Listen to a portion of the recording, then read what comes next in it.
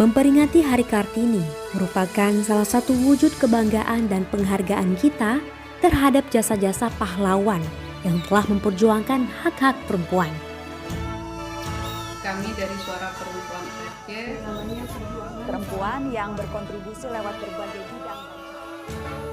Berbicara tentang tokoh perempuan, masih banyak individu yang lain yang telah menyuarakan emansipasi perempuan yang telah terrealisasi dalam kehidupan masyarakatnya. Contohnya sejumlah perempuan Aceh. Dalam rentetan sejarahnya, perempuan dalam masyarakat Aceh juga berpolitik, memperoleh pendidikan, bekerja, dan bahkan ikut aktif dalam urusan peperangan. Seperti Sultanah Safiatuddin Shah, Laksamana Malahayati, Cut Nyadin, Cut Nyak Mutia, Pocut Barin, dan Pocut Merah Intan.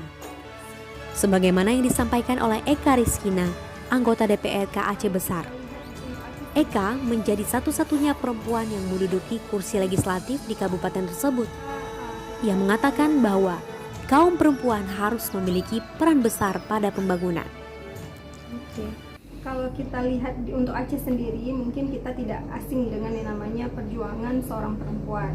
Maka ketika kita lihat perjuangan Sri Ratu Safiatuddin sampai Cut Nyadin, Cut Mutia, itu merupakan pejuang dan merupakan pahlawan yang ada di Aceh, di mana perempuan itu bisa juga pada sisi-sisi yang mungkin dianggap tidak mungkin, tapi ternyata Aceh membuktikan pejuang di Aceh itu bisa.